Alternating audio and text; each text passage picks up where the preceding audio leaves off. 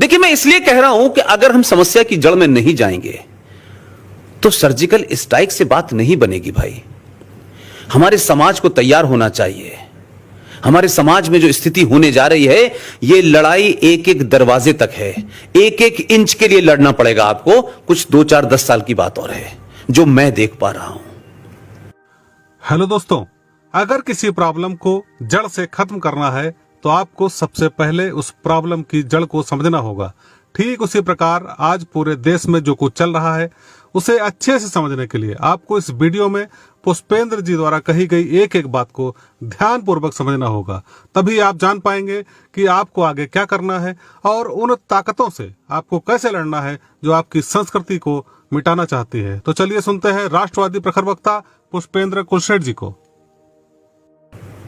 मैं सरकारों से ज्यादा इस देश में जो इंस्टीट्यूशंस हैं, चाहे संसद हो, चाहे लेजिस्लेशन हो, चाहे एग्जीक्यूटिव हो, चाहे जुडिशरी हो, मैं इस पाखंड से परेशान हूं कि आप मुझे बताएं, जम्मू कश्मीर के अंदर जो फौजी भारत का पाकिस्तान से आने वाले, सरहद से पार आने वाले फौजी जो इक्विप्ड है, जो ट्रेंड होके आया है, उसके साथ लड़ रहा है आमने सामने। और जो टेरेन है पूरा वो इतना खतरनाक है, आप उसमें ये पता नहीं ये पहाड़ी किधर है, ये पेड़ किधर है, नीचा किधर, वहां वो लड़ रहा है।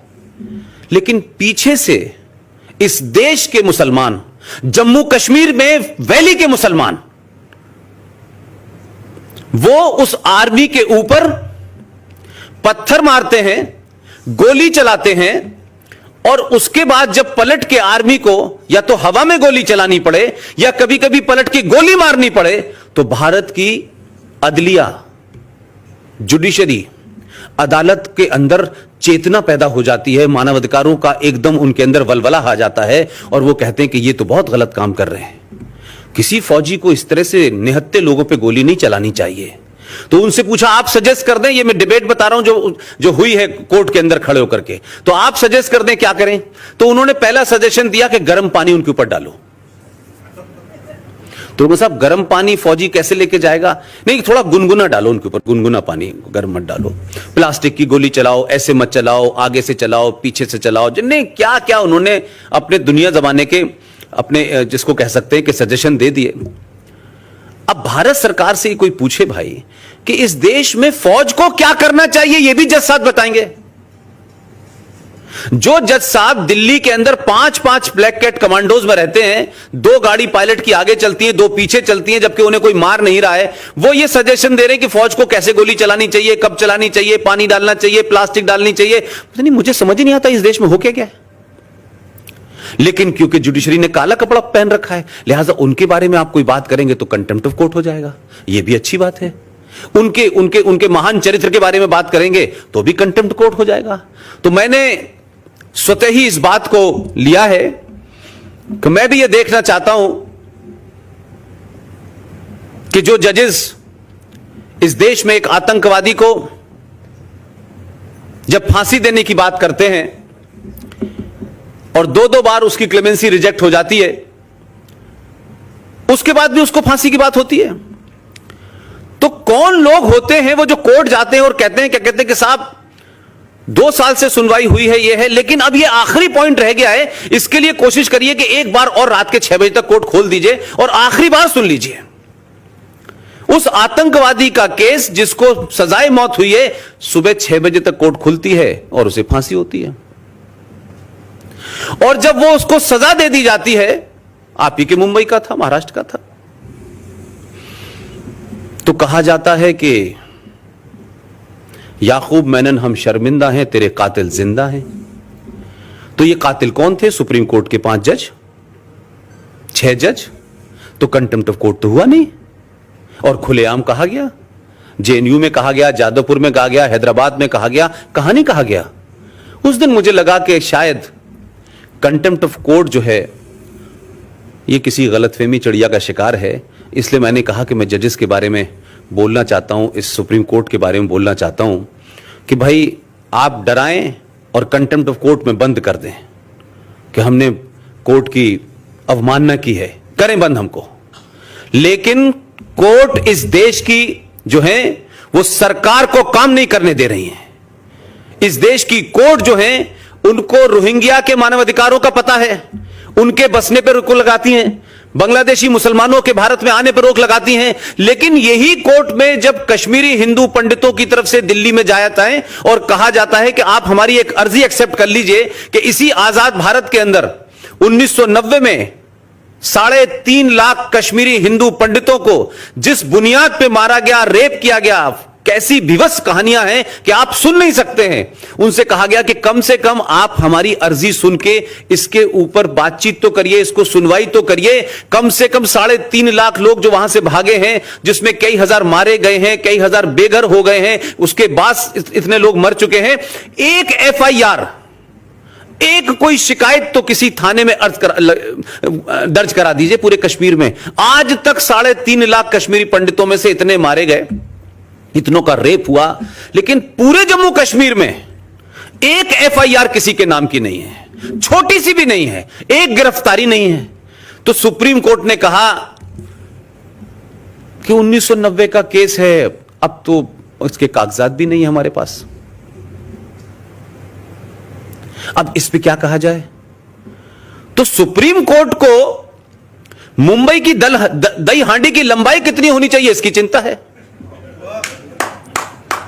सुप्रीम कोर्ट को महाकाल में कितना पानी चढ़ना चाहिए इसकी चिंता है।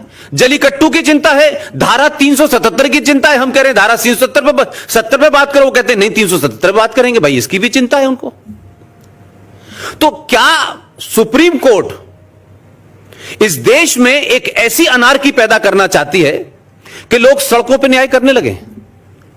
क्या मेजॉरिटी जो इस देश की सुप्रीम कोर्ट पे यकीन करती है वो अच्छी है, बुरी है, उस सब पे बात हो सकता है, उस सब के बावजूद भी ये कहती है भाई चलिए सुप्रीम कोर्ट का फैसला है।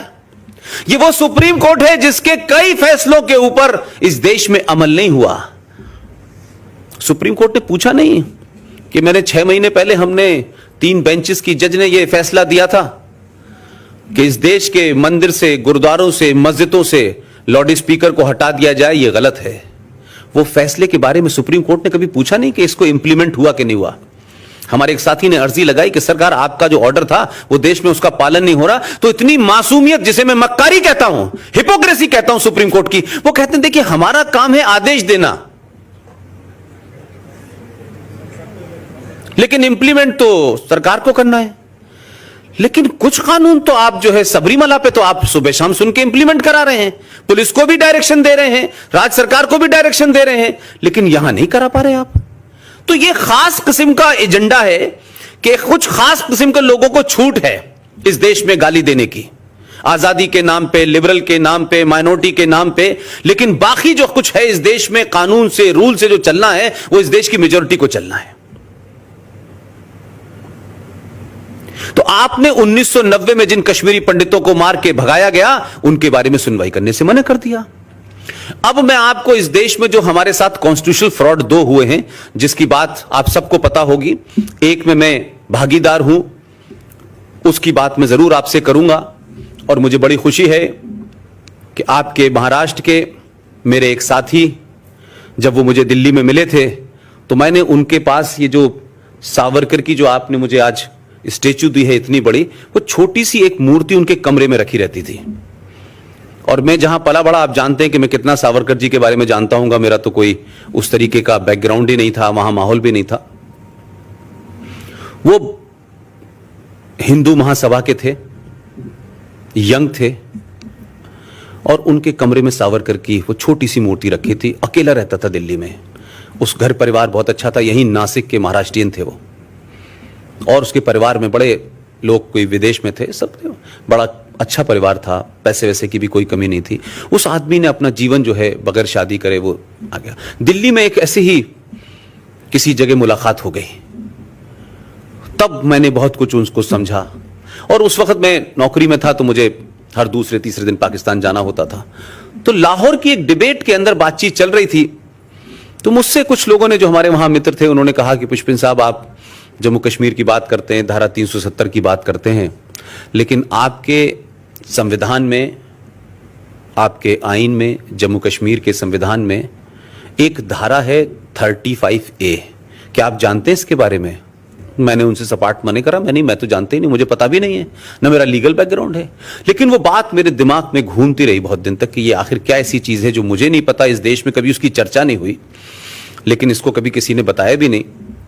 मैं आया और उस जो मेरे साथी थे संदीप कुलकर्णी, नासिक के रहने वाले थे, सावरकर के बड़े जबरदस्त भक्त थे और मुझे बहुत कुछ समझाया करते थे हिंदुत्व के बारे में, मैं सुनता रहता था उनसे। मैंने उनसे जिक्र किया, मैंने कहा यार मैं तो एक ऐसे नौकरी में हूं कि मैं ये PIL वगैरह डालूंगा तो सरकार को तकलीफ हो जाएगी, आप मैंने कहा एक संगठन बनाइए और करिए, मैं सारी इसकी बैकिंग आपको देता हूं। और एक और साथी हमारे थे राकेश मुदगल, हम तीनों लोगों ने मिलकर के इसकी स्टडी की और कोई 6 महीने के अंदर हमने ये पता लगाया कि भारत के संविधान में अगर सबसे बड़ा कोई फ्रॉड है तो वो 35A है। अब ये 35A है क्या? 35A 14 मई 1954 को जवाहरलाल नेहरू साहब को अपने दोस्त शेख अब्दुल्ला साहब से दोस्ती निभानी थी। शेख अब्दुल्ला साहब ने जितनी मांग मानी, उन्होंने कहा कि हमें एक अलग संविधान चाहिए, आपने संविधान दिया। उन्होंने कहा कि मैं मुख्यमंत्री नहीं कहलाऊंगा, मुझे भी प्रधानमंत्री कहा जाएगा, उन्होंने कहा आप ये भी ले लीजिए। उसके बाद में जब उन्होंने कहा कि जम्मू कश्मीर में नागरिक कौन होगा ये हम तय करेंगे, आप ये भी ले लीजिए। लेकिन जब नागरिक तय करने की बात आई तब मामला आया लीगल। तो डॉक्टर राजेंद्र प्रसाद जी से नेहरू जी ने कहा कि आप एक आदेश जारी करिए। तो राजेंद्र प्रसाद लीगल बैकग्राउंड के थे, उन्होंने कहा यह आदेश तो इलीगल है, ये तो गैर कानूनी है, ये तो गैर संवैधानिक है। तो नेहरू जी ने उनसे कहा कि मैं बाद में बताऊंगा, आप इसको कर दीजिए। वो फिर भी नहीं माने, ये प्रोसीडिंग्स हैं उस वक्त की, वो बता रहा हूं मैं आपको। उस पे उन्होंने कहा कि अगर आप इसको नहीं करेंगे तो मैं कांग्रेस के अधिवेशन में पास करा लूंगा। फकत यह है कि उनको साइन करने पड़े और वो 14 मई 1954 को भारत के संविधान में एक 35A नाम की धारा बन गई। और पिछले 70-80 सालों से उस धारा के बारे में भारत के पार्लियामेंट के किसी सदन में न उसे रखा गया, न उस पर चर्चा हुई, न उसे पास किया गया, और वो एज इट इज बनी हुई है। ये 35A है क्या? ये आदेश क्या था? इस आदेश के तहत जम्मू कश्मीर राज्य की सरकार को यह धारा ताकत देती है कि वो जम्मू कश्मीर राज्य की सरकार जिसको चाहे जम्मू कश्मीर की नागरिकता दे या ना दे। क्योंकि मैं यहां हूं, अगर कल यहां बस जाऊं तो मुझे महाराष्ट्र की कोई नागरिकता लेने की आवश्यकता नहीं है। लेकिन यह प्रोविजन सिर्फ जम्मू कश्मीर में है कि अगर जम्मू कश्मीर में आपको रहना है, आपको जमीन खरीदनी है, आपको कारोबार करना है, तो वहां की नागरिकता आपके पास होनी चाहिए। तो जम्मू कश्मीर सरकार को नागरिकता देने का अधिकार देती है। जमीन आप वहां नहीं खरीद सकते, कारोबार आप वहां नहीं कर सकते। अगर हिंदुस्तान का हिंदू या मुसलमान लड़का जम्मू कश्मीर राज्य की लड़की से शादी कर ले तो उस लड़की के प्रॉपर्टी राइट समाप्त कर दिए जाएंगे। यह भी उस धारा की वजह से है। और इससे आगे अगर हम जाएं तो सवाल यह हुआ कि यहां तक तो बात समझ में आई, लेकिन उस स्टडी के दौरान मुझे कई बार जाना पड़ा जम्मू कश्मीर, वहां के संविधान को भी पढ़ना पड़ा। तो उसमें एक क्लासिक बात मुझे समझ नहीं आ रही थी, जिसके बारे में मैं अब ज्यादा कहने लगा हूं। तो उसमें क्या था कि 14 मई आपने 1954 को तो धारा जोड़ दी, लेकिन कमाल देखिए हमारे केंद्र सरकार में जो भी उस समय के लोग होंगे वो कितने कमजोर और बौने लोग थे कि उन्होंने किस मजबूरी में या किस दोस्ती में सारी डिमांड मानी। उन्होंने कहा कि देखिए साहब 14 मई 1954 को आप इसको लागू तो कर रहे हैं, लेकिन हम इसके लागू होने की डेट 1944 से मांगेंगे। अब 1944 में देश गुलाम था, उन्होंने कहा नहीं आप कर लीजिए, हमें पता नहीं, मुझे ऐसा लगता था कोई प्राइवेट लिमिटेड मुल्क था ये हिंदुस्तान, और जवाहरलाल नेहरू उसके कोई प्रॉपर्टी मालिक थे, जो दिल चाहे थे कह रहे थे वो, जो ये भी ले लीजिए ये भी ले लीजिए। देखिए मैं इसलिए कह रहा हूं कि अगर हम समस्या की जड़ में नहीं जाएंगे तो सर्जिकल स्ट्राइक से बात नहीं बनेगी भाई। हमारे समाज को तैयार होना चाहिए। हमारे समाज में जो स्थिति होने जा रही है, यह लड़ाई एक एक दरवाजे तक है, एक एक इंच के लिए लड़ना पड़ेगा आपको। कुछ 2, 4, 10 साल की बात और है जो मैं देख पा रहा हूं। अब उन्होंने 1944 की डेट क्यों लागू की, यह किसी ने इस पर विचार ही नहीं किया। कि भाई 44 ही क्यों की इन्होंने? भाई मैं कह रहा था 632 कर देते, क्या दिक्कत थी भाई? शुरुआत से कर देते, उस वक्त से जितने थे सबको मान लेते। तो समझा मैं ये कि 44 में जब आपने डेट की तो उसके पीछे आपकी मंशा ये थी कि 1940 में पाकिस्तान यानी करारदाते पाकिस्तान, रेजोल्यूशन ऑफ पाकिस्तान 1940 में लाहौर में पास हो चुका था और यह तय था कि पाकिस्तान बनना है, और कैसे बनना है यह पता नहीं था। तो जो समझदार लोग थे महबूबा मुफ्ती की तरह और अब्दुल्ला की तरह, दुजाना और मूसा की तरह, गिलानी की तरह, वो 1944 से आना शुरू हो गए। 1944 के बाद 45, 46 और 47, इन 3 साल के अंदर जम्मू कश्मीर में जो लोग आए, आप देखिए कि कितनी गहरी साजिश है कि वो जो आए बेचारे वो वहीं रहे, न किसी को नागरिकता देनी थी न नागरिकता लेनी थी। तो जो आ गए थे वो तो ऑटोमेटिक नागरिक हो जाने चाहिए थे। लेकिन आपने 1944 की डेट इसलिए रखी कि 46, 47, 48 में 5,500 हिंदू परिवार जम्मू कश्मीर में आए थे, जिनकी गिनती आज की डेट में 7.5 लाख है। आपने 1954 में जो आदेश कराया, कट डेट 44 रखी, उसके पीछे मंशा यह थी कि उस वक्त 5,500 और आज 2018-19 में कह रहा हूं कि वो 7.5 लाख लोग हैं, आपने उनको नागरिकता देने से मना कर दिया। यह दुनिया का पहला ऐसा देश है जिसका सबसे बड़ा लोकतंत्र है और लोकतंत्र का पर्व मनाया जाता है। लोकतंत्र छोटी छोटी बात के ऊपर जमहूरियत की बात होती है, फ्रीडम ऑफ स्पीच की बात होती है कि 7.5 लाख लोग पिछले 70 साल से जम्मू कश्मीर के नागरिक नहीं है। नागरिक नहीं है तो कारोबार नहीं कर सकते, जमीन नहीं है, मकान नहीं है, राज्य की किसी स्कीम के भागीदार नहीं है, और तो और वो जम्मू कश्मीर विधानसभा में ना वोट दे सकते हैं, ना पंचायत में वोट दे सकते हैं, लेकिन लोकसभा में वोट दे सकते हैं। अब आप सोचिए, आज भी वो लोग कुत्ते बिल्ली कीड़े मकोड़ों की तरह बेचारे पैदा होते हैं और मर जाते हैं। उनके पास कुछ भी नहीं है। कोई टेंट में रह रहा है, टेंट फट गया तो दूसरे टेंट में रह रहा है, सड़कों पर रह रहे हैं, गलियों में रह रहे हैं। लेकिन इस देश के 125 करोड़ लोगों की मानवता नहीं जागी, लेकिन सुप्रीम कोर्ट की मानवता जो है वो रोहिंग्या मुसलमानों के लिए जाग गई। इसलिए सुप्रीम कोर्ट जो है सेलेक्टिव है इस देश के अंदर। इस देश के इंस्टीट्यूशन सेलेक्टिव हैं। ह्यूमन राइट कमीशन की सेलेक्टिव मानवता जागती है। 3,500 सरदारों को दौड़ा दौड़ा के मारा गया सड़कों पे। मॉब लिंचिंग की बात नहीं कही, लेकिन किसी भीड़ ने एक आदमी को इस गलतफहमी में मार दिया कि इस आदमी ने गाय खाई है और गाय को काटा है और मारा है। गलती से मार दिया, जानबूझ के मार दिया, लेकिन उसके मरने को, उसके मारने को मैं जस्टिफाई नहीं करता। लेकिन सुप्रीम कोर्ट और मीडिया ने फ्रंट पेज हेडलाइन बनाई। मॉब लिंचिंग के ऊपर बहस हो गई, संसद में जवाब देना पड़ा, लेकिन 3,500 लोगों को सड़कों पे दौड़ा दौड़ा कर मारा, 3.5 लाख लोगों को अपने घर से बेघर कर दिया। यह मॉब लिंचिंग नहीं थी, यह प्यार मोहब्बत था, यह गंगा जमुना तहजीब थी। हम इस झूठ और मक्कारी में रहना चाहते हैं। इसलिए सच बोलिए भाई, सच का सामना कीजिए। जो हमारे पूर्वजों ने गलतियां की हैं, जाती तौर पे की, सामूहिक तौर पे की, किसी कारण से की, उसी का परिणाम हम भुगत रहे हैं। और अगर यह सच्चाई आज आपको समझ आ रही है तो यह मान के चलिए कि आपके समय कम है, लेकिन आपकी आने वाली जनरेशन के सामने बड़ा ही भयानक समस्या आने वाली है। कम से कम उनको अवेयर करके जाइए कि तुम्हें किन लोगों से दो चार होना है। यह समस्या का हल नहीं है जो बहुत सारे लोग कहते हैं यार कोई फर्क नहीं पड़ता। श्रीनगर के लोग भी और कश्मीर के लोग भी कहते थे हम सालों से साथ रह रहे हैं। क्या बात कर रहे हो? कभी ऐसा होता है यार? किसी बात कर रहे हो? मालदा के लोग भी कहते थे, कैराना के लोग भी कहते थे, अलीगढ़ भी कहता था, दुनिया के तमाम सारी जगह यही बकवास चलती थी। लेकिन अब सब जगह स्थिति वही हो गई है।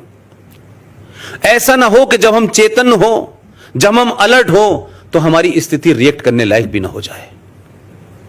लिहाजा इस समाज को यह समझना चाहिए कि जम्मू कश्मीर की समस्या सिर्फ जम्मू कश्मीर की नहीं है। कितने लोगों को आपको पता है कि गज़वाए हिंद का नाम सुना है आप लोगों ने कि नहीं? यह गज़वाए हिंद क्या है? यह क्या फिलॉसफी है? हमारा पड़ोसी मुल्क बताता है कि अल्लाह मियां कह के गए हैं, मोहम्मद साहब हमारे नबी कह के गए हैं, ये तो होना है।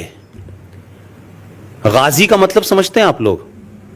गाजी उसे कहते हैं जो लड़ते लड़ते नॉन बिलीवर को मार दे, उसे गाजी का दर्जा मिलता है, बहादुरी का दर्जा मिलता है। ये गज़वाए हिंद वही है।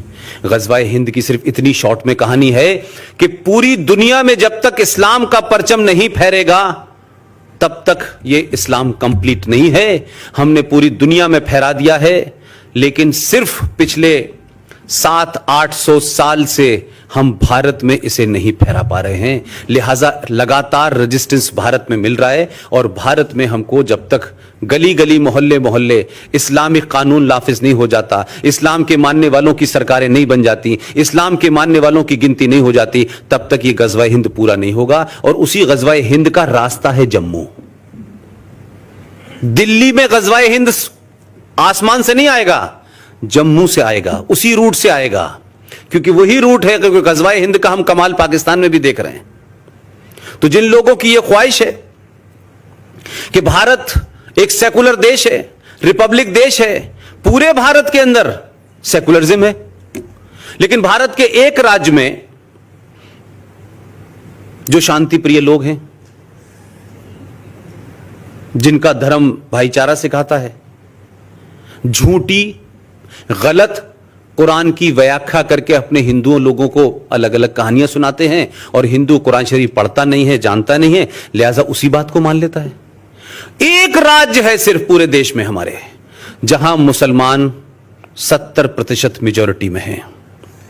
उस राज्य में जो कुछ आप अखबारों से पढ़ते हैं वो अपनी जगह है। उस राज्य का जो केस हम 35A को, हम जिन 3 लोगों ने 19 अगस्त 2014 को कोर्ट में डाला था, तो जब वो एक्सेप्ट हुआ तो इस बात की ढूंढ कोशिश हुई कि ये कौन लोग हैं जिन्होंने ये मुसीबत हमारे लिए खड़ी कर दी है। तो भाई शुरू में तो अंदाजा नहीं था। कुछ बातें सार्वजनिक तौर पे मैं इसलिए कहने से थोड़ा सा अवॉइड करता हूं कि उसके परिणाम अच्छे नहीं होंगे। आपके राज्य का वो मेरा साथी संदीप कुलकर्णी की मौत उसके कमरे में कैसे हुई ये पता आज तक मुझे नहीं चला। किसी सरकार ने नहीं पूछा कि ये शख्स जो स्वस्थ था, जिसने रात 10 बजे मेरे साथ खाना खाया, जिसको कोई टेंशन नहीं था, उसकी मौत उसके कमरे में कैसे हो गई, ये किसी ने नहीं बताया। मेरे पास जो मैं खड़ा हुआ हूं, उसके अलावा मेरे पास न कोई धन दौलत है, न कोई मेरे पास ऐसी ताकत है कि मैं सबसे लड़ सकूं। मेरे पास थोड़ी बहुत हिम्मत है, जिसलिए मैं लड़ रहा हूं। सनातनी साथियों, ये सवाल अक्सर उठता है, क्या हमारे देश में ऐसा कानून, ऐसा सिस्टम, ऐसा संविधान लागू है जो सनातनियों को लगातार कमजोर करता है? आप इस बात पर अगर गौर करेंगे तो आपको दिखाई देगा कि जिन मुद्दों को जोर शोर से उठाया जाता है, उन्हीं पर न्यायपालिका से लेकर के कार्यपालिका का ध्यान रहता है, और महत्वपूर्ण मुद्दे, जरूरी मुद्दे, वास्तविक मुद्दे, जमीनी मुद्दे, आम आदमी के, गरीब आदमी के मुद्दे गौण रह जाते हैं, छोड़ दिए जाते हैं। जो न्यायपालिकाएं दही हांडी की लंबाई से लेकर के, आपने जैसा पुष्पेन जी से सुना, सबरीमला में आतंकियों के लिए आधी रात को भी सुनवाई करने को तैयार रहते हैं, वही न्यायपालिका 20-20 साल से आम जनों को जायज न्याय के फैसले नहीं कर पाई है। जिंदगियां बीत गई, विवाद बढ़ गए, तमाम सारी सोनी पथराई आंखें न्याय के लिए तरसती रहती हैं। कार्यपालिका का हालत तो आप देख ही रहे हैं किस तरीके का है कि जिस आदमी के सामर्थ्य है, आर्थिक हो या सिफारशी हो, उसी के काम आसानी से होते हैं, बाकी लोग चक्कर लगाते रहते हैं। इसमें कोई संदेह नहीं है कि वर्तमान सरकार 2014 के आने के बाद कुछ चीज़ों में संशोधन हुए हैं, जैसे ऑनलाइन तरीकों से डिस्ट्रीब्यूशन इत्यादि में कुछ सुधार हुए हैं, लेकिन पुराना सड़ा गला ढांचा उसी तरीके से काम कर रहा है। और आप इस बात को जानते हैं कि तमाम सारी गल्फ कंट्रीज से, तमाम सारी इस्लामिक कंट्रीज से जो पैसा आता है, उसको हमारे यहाँ जो जिहादी एलिमेंट्स हैं, जो लैंड जिहाद से लेकर के हर तरीके के जिहाद में, आप सोचिए, आप देखिए इस गौर से कि इस देश के अंदर हाई कोर्ट और सुप्रीम कोर्ट के तमाम आदेश हैं, लेकिन माइक पर अजान दी जा रही है खुलेआम। ललकार कर दी जा रही है और इसमें न कंटेम्प्ट ऑफ कोर्ट हो रहा है न किसी सरकार को कोई दिक्कत है। क्यों जानते हैं आप? ये जो ढांचा बना हुआ है इसमें इस पर कार्रवाई कौन करेगा? स्थानीय पुलिस। रिपोर्ट कौन देगा? स्थानीय चौकी इंचार्ज या स्थानीय क्षेत्राधिकारी या डीएसपी। और आप यकीन मानेंगे उत्तर प्रदेश जैसे जगह पे जहां डबल इंजन की सरकार है, जहां योगी की सरकार है, वहां भी आज माइक खुलेआम बज रहे हैं। तो ऐसे हालात में आपको समझना पड़ेगा कि हम आ कहां से रहे हैं। 70 साल पहले जो प्रस्तावना संविधान की लिखी गई, उसमें बदलाव किए गए, किन दबावों के तहत किए गए, हमें कहां से कहां ले जाने के प्रयास हो रहे हैं। समय आ गया है, देश आपका है, संविधान आपके लिए है, आप संविधान के लिए नहीं है। इस बात को समझना चाहिए। न्यायपालिकाओं को समझना चाहिए, कार्यपालिकाओं को समझना चाहिए और आमजनों को भी समझना चाहिए कि संविधान हमारे लिए है, हम संविधान के लिए नहीं है। अब समय आ गया है, जैसा कि पुष्पेंद्र जी भी कह रहे थे, कि हमारी चेतना बहुत बड़ा काम करेगी, हमारी जागरूकता बहुत बड़ा काम करेगी। हम हमेशा अपील करते हैं साथियों, अखंड हिंद हमेशा आपसे अपील करता है कि ज्यादा से ज्यादा लोगों को जागरूक करिए। आप हवन यज्ञ पूजा पाठ बाद में कर लीजिएगा, नहीं तो कभी नहीं कर पाएंगे। यकीन मानिए, आप करिए खूब, लेकिन ये भी जोड़ लीजिए, थोड़ा समय दे दीजिए, लोगों को शेयर जरूर कर दिया करिए, अखंड हिंद को पहुंचा दिया करिए। यकीन मानिए, जितने ज्यादा लोग इन विचारों से जुड़ेंगे, पुष्पेंद्र जी की टीम से जुड़ेंगे, उतना ही ज्यादा ये राष्ट्र मजबूत होगा और जागरूक होगा। हमें आने वाली तमाम सारे संकटों से न केवल निजात मिलेगी, उन्हें पार पाने में भी मदद मिलेगी। आपने पुष्पेंद्र जी को सुना, आप उनके विचारों से सहमति रखते हैं तो हमारे चैनल को देखते रहिए, हमारे वीडियोज को सुनते रहिए और देखते रहिए और राष्ट्रवाद की अलख जगाते रहिए। फिर मिलेंगे इसी स्थान पर, तब तक के लिए नमस्कार, जय हिंद, वंदे मातरम।